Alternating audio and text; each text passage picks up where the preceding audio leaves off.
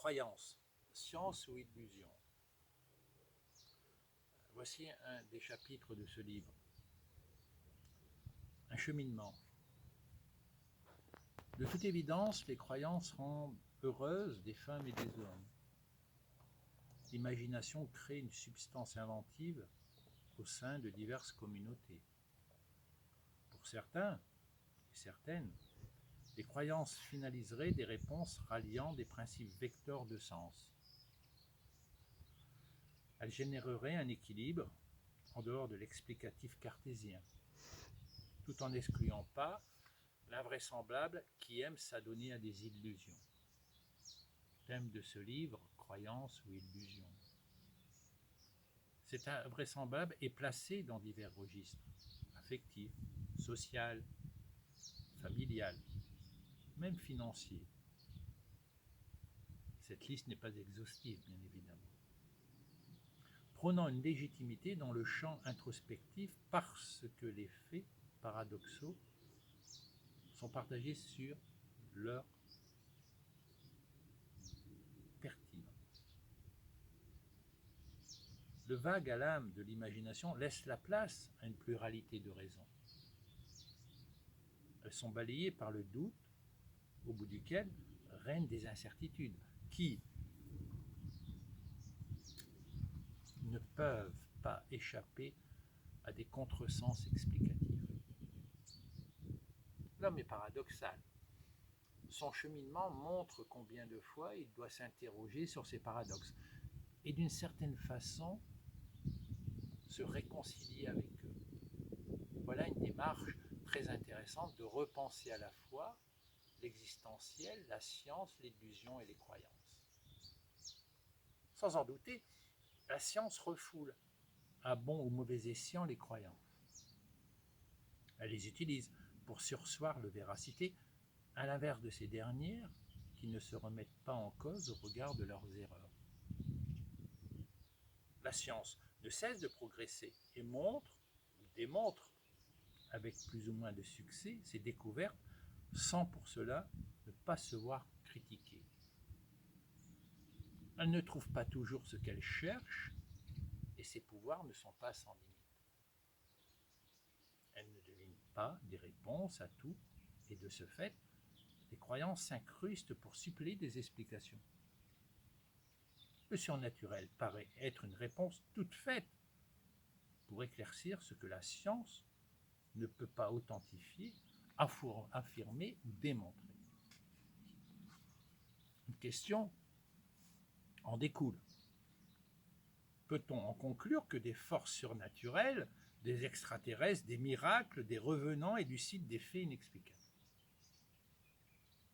Bien évidemment, là où il n'y a pas d'explication rationnelle, les croyances les plus insensées se construisent. Les ovnis, les soucoupes volantes, les visions individuelles et collectives, le parapsychologique, les phénomènes surnaturels. Et ce que la science ne démontre pas, l'Église n'hésite pas à s'en emparer avec un opportunisme extraordinaire et en fait son fonds de commerce religieux. Lourdes serait une cité des miracles, avec des régressions de maladies graves, de guérisons, selon les croyants de tous ordres. Le Vatican s'en donne à cœur joie dans ce registre et en appelle à la grotte des miracles pour valider l'existence de Dieu. Que nous apprennent les croyances ou s'allient des miracles? Les guérisons spontanées et reconnues par l'Église alimentent les croyances les plus diversifiées. Le 23 juillet 1965, une sœur se lève de sa chaise de souffrance et marche. Voilà un fait étonnant. Et des vérifications diverses n'expliqueront pas ce fait que l'Église validera en miracle.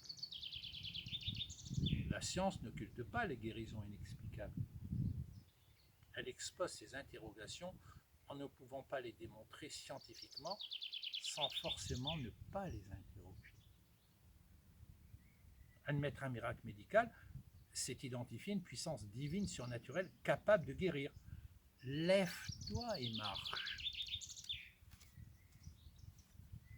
Les similitudes donnent tellement de discours à l'histoire et à ses repères ecclésiastiques que Dieu ne peut être que le révélateur faiseur de miracles. Pourtant, où se trouve-t-il pour faire le bien et anéantir le mal? Et le corps médical ne s'absente pas, mais interroge le bien fondé des faits. Effectivement, il paraît important d'analyser un fait inexplicable et par voie de conséquence une guérison soudaine, instantanée, complète et durable. Alors, Lourdes devient un lieu immensément symbolique avec Bernadette Soubirous. Elle verra sa lumière, parlera de l'Immaculée Conception, verra la Vierge Marie, l'entendra, dialoguera, et les guérisons par omission se feront jour. Toutefois, nous pouvons nous interroger sur la maladie psychiatrique, qui s'est vue récompensée par l'Église lorsque les bûchers ne servaient plus à anéantir les sorcières et les sorciers chassés par les détenteurs d'une foi dite divine. Et les voies de l'esprit sont-elles les voies de Dieu? Avec les guérisons, les croyances des miracles entretiennent l'irrationnel, mais la force de l'esprit et le mental du corps ne sont pas à nous occulter. Pourtant, si des personnes acceptent les guérisons inexpliquées, en dehors d'un processus médical, le miracle n'est pas validé dans les voies scientifiques puisqu'il ne se vérifie pas par un système de preuves. Les croyances religieuses véhiculent des vérités divines pour éclaircir les guérisons. Cependant, l'esprit guérit-il le corps et vice-versa?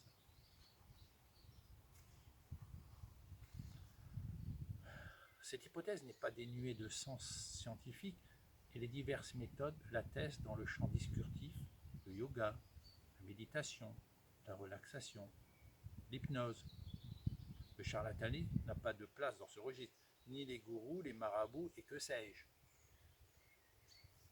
Le processus psychologique n'est pas rebuté par la communauté scientifique. Et la puissance de l'esprit rend malade ou conduit à la mort. Dépression, suicide, anorexie. Le psychiatre n'est pas une illusion ni une croyance, et lorsque les ressources sont mobilisées, il y a des processus de guérison qui interviennent sans qu'une thérapie soit administrée, et ceci n'est pas la divinité de Dieu. À titre d'exemple, le sport montre l'impact du psychologique sur le corps. Les influx nerveux d'un dépassement de soi s'avèrent établis et vérifiés. Le cerveau est capable de voler au secours du corps, mais il est capable de le détruire sans qu'une thérapie puisse le sauver. Loin d'imaginer une croyance céleste venant illuminer les neurones du cerveau, les effets placebo ont été démontrés pour confirmer ou infirmer que des principes non actifs généraient des effets bienfaisants. Voici encore une piste qui reste à